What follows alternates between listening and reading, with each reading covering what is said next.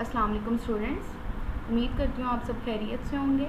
आज का हमारा टॉपिक है transaction concept, chapter number 10 distributed transaction management. Basically इस कोर्स के लिए जिस बुक का मैंने आपको रेफरेंस दिया, बुक का नेम है principles of distributed transaction management. उस बुक के अकॉर्डिंग आपकी तमाम पीपीटीज़ और इस कोर्स की तमाम पीपीटीज़ डिज़ाइन की गई हैं। अगर आप बुक से डिटेल लेना चाहते हैं तो आप बुक से ले सकते हैं। इसी तरह इस कोर्स के रिलेटेड जितने भी चैप्टर्स हैं उसके रिलेटेड आपको तमाम जो है हैंडआउट्स प्रोवाइड कर दिए गए हैं, आप वहाँ से भी डिटेल ले सकते हैं। सो बेसिकली आज के लेक्चर का मकसद ये है, आज के लेक्चर में हम ये देखेंगे कि किस तरह जो है एक डिस्ट्रीब्यूटेड इन्वायरमेंट के अंदर ट्रांजैक्शन को डील किया जाता है, किस तरह से ट्रांजैक्शंस को मैनेज किया जाता है। तो आज हम देखेंगे ट्रांजैक्शन कॉन्सेप्ट के बारे में, किस तरह से जो है ट्रांजैक्शन की डेफिनेशन के बारे में पढ़ेंगे, और हम ये देखेंगे कि किस तरह से ट्रांजैक्शन की कंसिस्टेंसी और इनकंसिस्टेंसी को मैनेज किया जाता है। इसके बाद हम देखेंगे ट्रांजैक्शन की एग्जांपल, और इसी तरह से ट्रांजैक्शन की एग्जांपल हम देखेंगे डेटाबेस में। इसी तरह से हम टर्मिनेशन ऑफ ट्रांजैक्शन के बारे में पढ़ेंगे। बेसिकली जब एक ट्रांजैक्शन परफॉर्म होती है तो उसने एग्ज़िट होना होता है, टर्मिनेट होना होता है। तो टर्मिनेट होने के लिए क्या कंडीशंस हैं, क्या स्टेट्स हैं। अगर इसमें हम 2-3 कंडीशंस के बारे में पढ़ेंगे। फर्स्ट वन तो है अबॉर्ट, कि एक ट्रांजैक्शन जब परफॉर्म हुई है तो उसमें अबॉर्ट होना है तो क्यों होना है, और ऐसी क्या कंडीशंस हैं जिसकी वजह से आपकी जो ट्रांजैक्शन है वो अबॉर्ट होगी।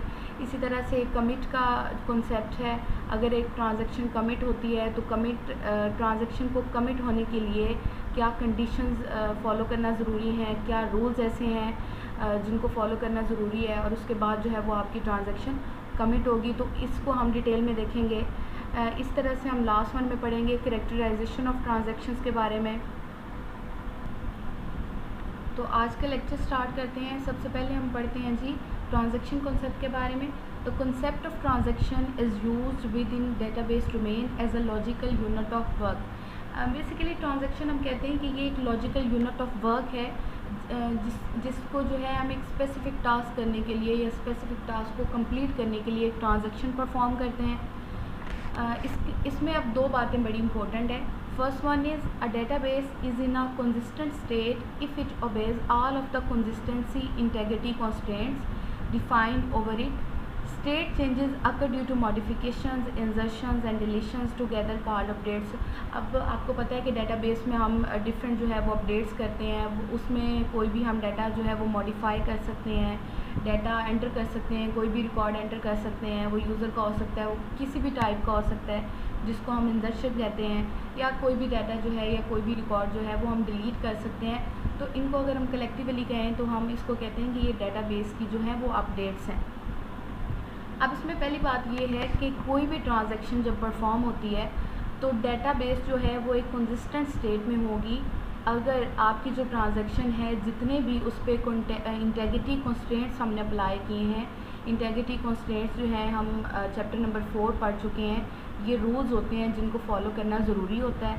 अब इसमें हम ये कहते हैं कि आपकी डेटाबेस एक कंसिस्टेंट स्टेट में होगी अगर तो जो आपने ट्रांजैक्शन परफॉर्म करवाई है उसमें हमने जितने भी रूल्स अप्लाई किए हैं, अगर उसने सक्सेसफुली इन रूल्स को फॉलो करते हुए जो है वो ट्रांजैक्शन कंप्लीट किया है। इसके बाद जो नेक्स्ट कंडीशन है वो ये कहता है कि database can be temporarily inconsistent during the execution of a transaction.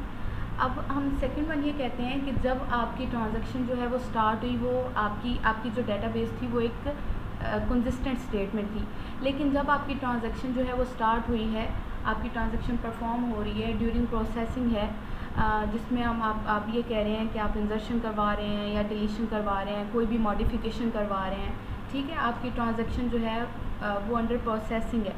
तो उस कंडीशन में आप उस स्टेट में आप ये कहते हैं कि जो आपकी ट्रांजैक्शन है वो इनकंसिस्टेंट है टेम्परेरी तौर पे, आर्जी तौर पे। जब आपकी जो ट्रांजैक्शन है वो कंप्लीट हो जाएगी उसके बाद अगेन से जो है डेटाबेस कंसिस्टेंट स्टेट में आ जाएगी। The important point is that the database should be consistent when the transaction terminates. ये बात मैंने आपको पहले बता दी, जब आपकी ट्रांजैक्शन टर्मिनेट होगी तो अगेन जो आपकी डेटाबेस है वो कंसिस्टेंट स्टेट में आ जाएगी। इसको आप बाय फिगर भी देख सकते हैं। इसमें आप ये देख सकते हैं बिगिन ट्रांजैक्शन, ये आप इसको कह सकते हैं कि ये आपकी एक्टिव स्टेट होती है ट्रांजैक्शन की, जहाँ से आपकी ट्रांजैक्शन स्टार्ट होती है। अब इस स्टेट पे आप ये कहते हैं कि डेटाबेस कंसिस्टेंट स्टेट में है, there is no inconsistency there. अब आपकी सेकंड वन पे आप देखें तो जो ट्रांजैक्शन है वो इनकंसिस्टेंट स्टेट में है, जहाँ पे आपकी मॉडिफिकेशंस हो रही हैं, जहाँ पे आपका जो डाटा है वो चेंज हो रहा है। अब जब आपकी एक ट्रांजैक्शन कंप्लीट हो जाती है तो उसके बाद अगेन जो डाटाबेस है वो कंसिस्टेंट स्टेट में आ जाती है। 3 स्टेट्स बताई हुई हैं, begin transaction, execution of transaction और इसी तरह से एंड ट्रांजैक्शन। इसकी डिटेल दी हुई है। Transaction is a collection of actions that make consistent transformations. Transaction की एक आप इसको कह सकते हैं कि ये ट्रांजैक्शन की एक अदर डेफिनेशन है, जिसमें डिटेल बताई जाती है कि ट्रांजैक्शन जो है ये कलेक्शन ऑफ एक्शंस है, जिसमें हम डिफरेंट एक्शंस को परफॉर्म करते हैं of that make consistent transformations, जिसमें हमारे पास एरर्स का कोई चांस नहीं होना चाहिए, मिस्टेक नहीं होनी चाहिए of system state while preserving system consistency. हमने जब भी कोई ट्रांजैक्शन परफॉर्म करनी है तो उसमें हमने इस बात का ख्याल रखना है कि आपका जो सिस्टम है वो कंसिस्टेंट स्टेट में ही रहना चाहिए। Next one is transaction consistency refers to the actions of concurrent transaction. अब इसमें हम ये देखते हैं कि जो ट्रांजैक्शन कंसिस्टेंसी है उसको हम कंकरेंट ट्रांजैक्शंस में किस तरह से मैनेज करते हैं। अब हम ये नहीं कह सकते कि एक टाइम में एक ही ट्रांजैक्शन परफॉर्म होती है, ऐसा हो ही नहीं सकता। ऐसा भी हो सकता है कि एक ही टाइम पे आपकी मल्टीपल ट्रांजैक्शंस परफॉर्म हो। तो अगर एक ही टाइम पे आपकी कंकरेंट कंकरेंट ट्रांजैक्शंस का मतलब ये है कि eight the same time multiple transactions perform होती हैं, तो उसमें ट्रांजैक्शन की कंसिस्टेंसी को किस तरह से मैनेज किया जाता है।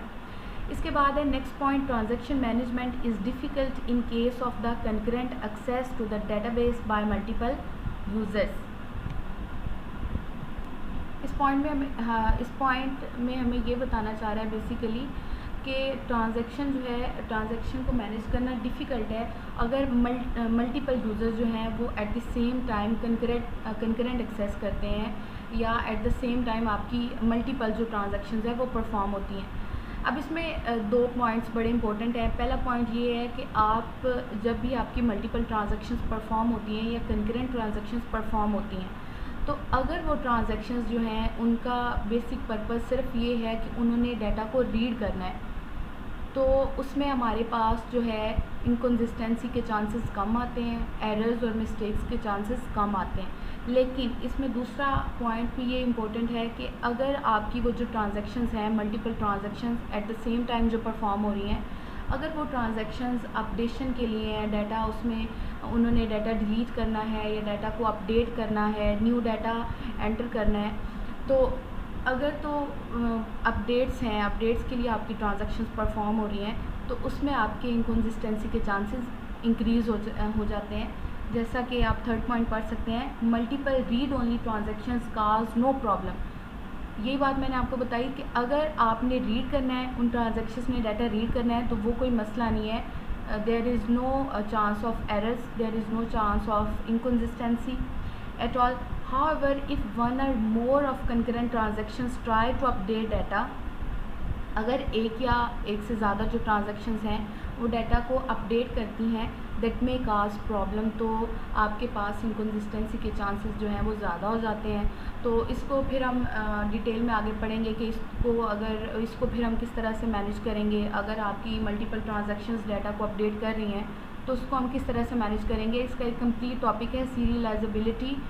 उसमें हम ये देखते हैं कि जब आपके पास मल्टीपल ट्रांजैक्शंस डाटा को अपडेट करने के लिए हैं, तो उसमें आपने फिर पैरेलल ट्रांजैक्शंस परफॉर्म नहीं करवानी, क्योंकि पैरेलल ट्रांजैक्शंस में जो है आपकी एरर्स जो है वो ज़्यादा हो जाती हैं। उसमें फिर आप एक कॉन्सेप्ट लगाते हैं सीरियलाइजेबिलिटी का, जिसमें हम इस बात को जो है इंश्योर कर देते हैं कि जब तक एक पहली ट्रांजैक्शन परफॉर्म नहीं होगी, कमिट नहीं होगी, तब तक जो है ट्रांजैक्शन T2 परफॉर्म नहीं करवाई जाएगी।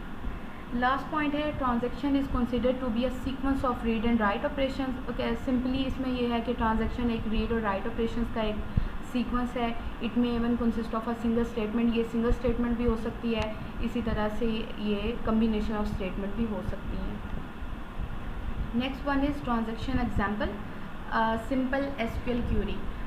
अब आप ये कहेंगे कि मैम ने पता नहीं ये एग्जांपल जो है कहाँ से ऐड कर दिया पीपीटी में, तो आप बुक का मैंने रेफरेंस दे दिया पीपीटी में, आपने बुक ओपन करनी है, चैप्टर नंबर 10, चैप्टर नंबर 10 की ये एग्जांपल जो है 10.1 है, जिसमें आपने करना क्या है बेसिकली, इसमें आपने ये करना है कि आपने 10% जो है वो बजट को इंक्रीज़ करना है। अगर आप इसकी स्टेटमेंट को पढ़ेंगे तो स्टेटमेंट डिटेल में लिखी हुई है, consider the following SQL query for increasing by 10% the budget of the cam-CAD.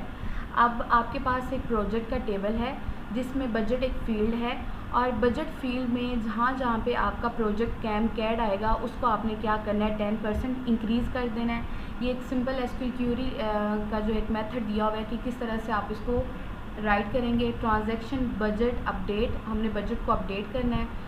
आपकी जो ट्रांजैक्शन है यहाँ से स्टार्ट होगी, बिगिन से, बिगिन आपकी किसी भी ट्रांजैक्शन की एक्टिव स्टेट को कहते हैं। Execute SQL update project, project जो है एक टेबल है, एक रिलेशन है जिसमें जो है आपने बजट को सेट कर देना है, बजट मल्टीप्लाई बाय 1.1। इसका मतलब ये है कि आप बजट को 10% इंक्रीज़ कर रहे हैं। Where project name CAMCAD, project name जो है जहाँ जहाँ पे कैम-कैड आएगा वहाँ पे आपका जो बजट है वो 10% इंक्रीज़ कर दिया जाएगा। The begin transactions and end statements delimit transaction, simple इसमें ये बताया गया है कि जो बिगिन और एंड स्टेटमेंट्स हैं ये आपकी किसी भी ट्रांजैक्शन की जो है वो हदूद को बयान करती हैं। The use of delimiters is not enforced in every TBMS। Next इसकी एग्जांपल है ट्रांजैक्शन की, एक सिंपल जो है एग्जांपल बताई हुई है डेटाबेस के अंदर। Consider N airline reservation example with the relations, आपके पास एक फ़्लाइट का टेबल है, इसी तरह से एक कस्टमर का रिलेशन है, इस तरह से एक FC का टेबल है। Now the first one is the flight relation that records the data about each flight. Next one is customer relation for the customers who book flights. इसी तरह से एक आपके पास FC रिलेशन है जिसमें आपके पास जो है जितने भी आपके जो हैं कस्टमर्स जो हैं जिनको जो जो सीट्स जो है हमने असाइन कर दी हैं उनका एक कंप्लीट रिकॉर्ड दिया हुआ है।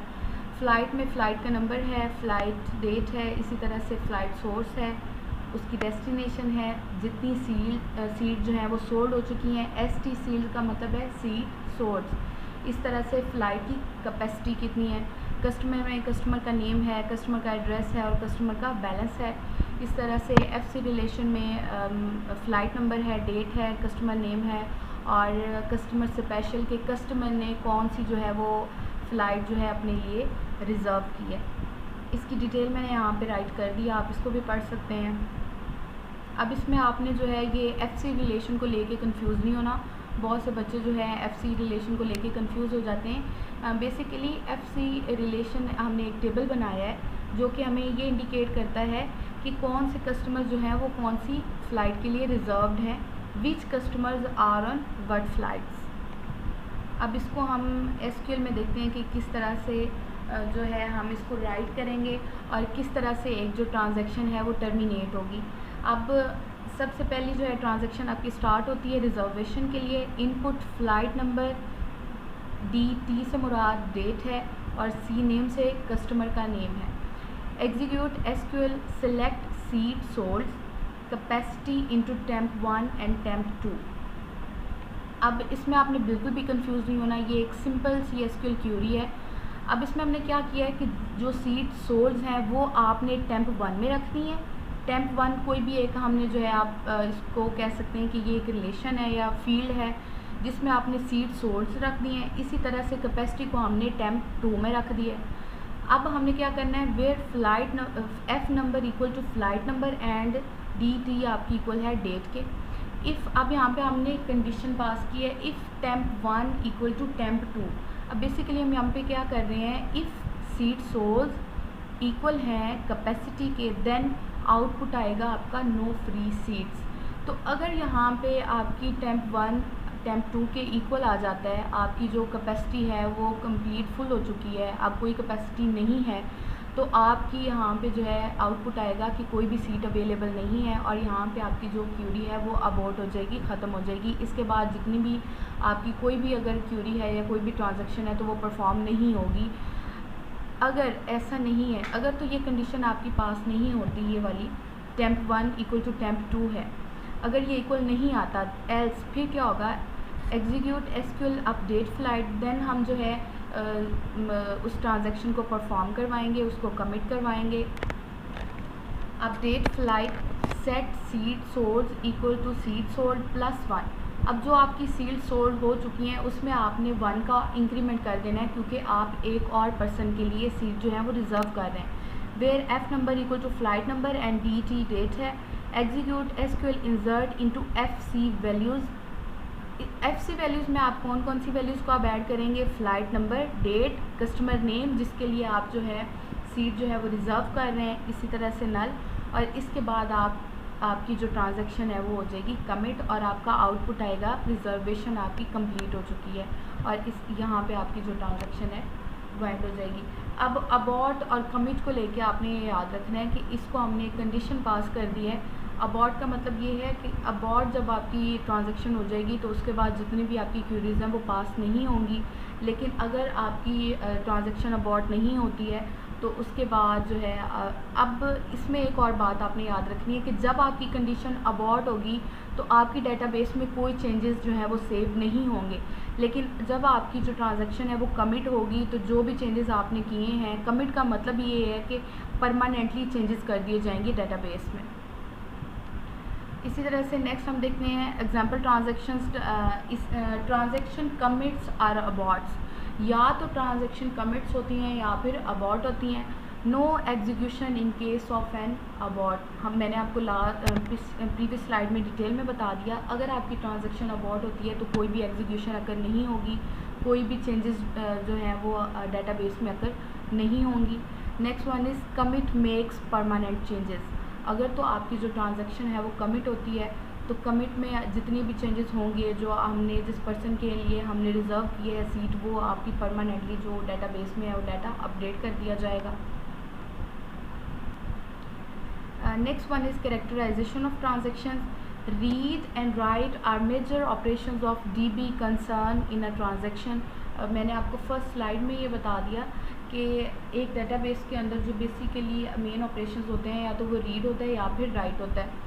Read set the set of data items that are read by a transaction. इसी तरह से राइट सेट है the set of data items whose values are changed by this transaction. Read के लिए मैंने आपको बताया कि जब एक ट्रांजैक्शन परफॉर्म, अगर हम कंकरेंट ट्रांजैक्शंस भी परफॉर्म करते हैं और उनका पर्पस रीड करना है तो हमारे पास इनकन्सिस्टेंसी के चांसेस अगर नहीं होते। इसी तरह से राइट सेट है, जब भी आप कोई अपडेशन करते हैं तो उसमें आपके पास फिर इनकन्सिस्टेंसी के चांसेस ज़्यादा हो जाते हैं। बेस सेट, राइट सेट और रीड सेट का यूनियन होता है। Read set and right set need not be mutually exclusive. Next one, इसी तरह से जो है नेक्स्ट लेक्चर में हम पढ़ेंगे ट्रांजैक्शन की एसिड प्रॉपर्टीज़ के बारे में और ट्रांजैक्शन की स्टेट्स के बारे में। इसी तरह से हम पढ़ेंगे डिस्ट्रीब्यूटेड ट्रांजैक्शन मैनेजमेंट गोल्स के बारे में। आज का लेक्चर हमारा यहीं पे एंड होता है। उम्मीद करती हूँ आपको समझ आ गया होगा। ये हमारे कोर्स का मोस्ट इम्पोर्टेंट टॉपिक है और इसको आपने जो है डिटेल में बुक से भी पढ़ना है। इस तरह से मैंने आपको हैंडआउट्स प्रोवाइड किए हैं, उसको भी आपने डिटेल में पढ़ना है। आपको ये बुक का रेफरेंस है, आप बुक को ओपन कर सकते हैं। बुक वैसे भी मैंने आपको दे दी है, तो इसको आप अच्छे से कीजिएगा। थैंक यू, अल्लाह हाफ़िज़।